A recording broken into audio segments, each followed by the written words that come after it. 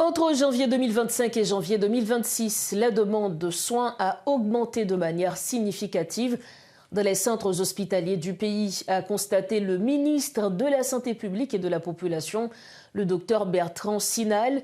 Selon ses observations, les cas d'accouchement ont explosé, notamment à la frontière avec la République dominicaine, où des soins d'urgence sont fournis gratuitement aux femmes enceintes. Malgré la suspension de l'aide internationale par l'État américain, le système de santé local se porte bien, a affirmé le docteur Sinal, précisant que les actions menées par le MSPP sont désormais financées à 98% par le Trésor public. Un compte-rendu signé Garbijan et Guy Trichoisi. Depuis 2 ans, l'État haïtien peine à relocaliser la plus grande infrastructure hospitalière du pays après son pillage par les gangs. Une tentative de réouverture a même tourné au bain de sang, causant la mort de 2 journalistes, d'un policier et la révocation du ministre de la Santé, Dukenson Lorté Blema.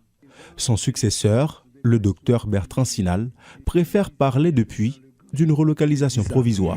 Réquisition aller dans finance déjà, m'attend chèque la sortie, chèque la pas sorti de moins. Une fois une sortie, nous allons relocaliser temporairement l'hôpital général. Moi dis temporairement parce que même si sécurité est rétablie en bas la ville là, n'a prend environ 18 mois à 24 mois pour entrer en dedans l'hôpital général. Les activités criminelles ont également causé d'importants dommages au centre de santé communautaire dans la région métropolitaine de Port-au-Prince, a-t-il expliqué. La réponse du ministère de la Santé publique et de la Population sera prompte, promet le ministre. Dans l'Ouest, réouverture progressive plusieurs centres de santé qui fermaient ou soit vandalisés à cause du groupe Negazamio.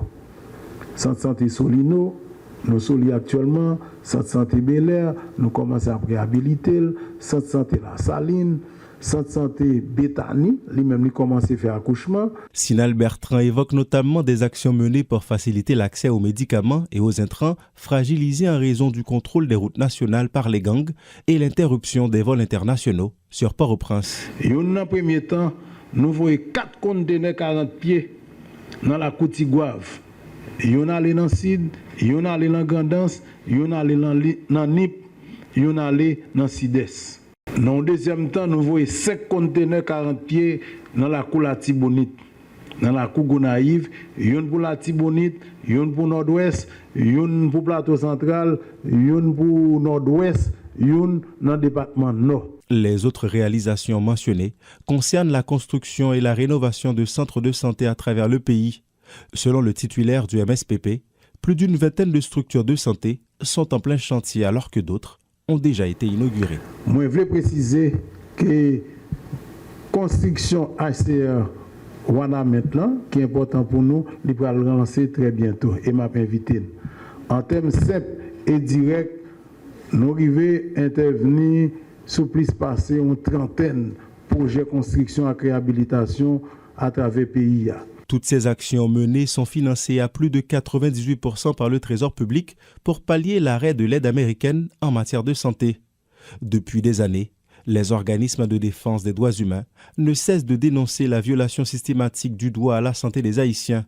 Une trentaine d'établissements de santé ont été contraints de fermer leurs portes à cause de l'insécurité.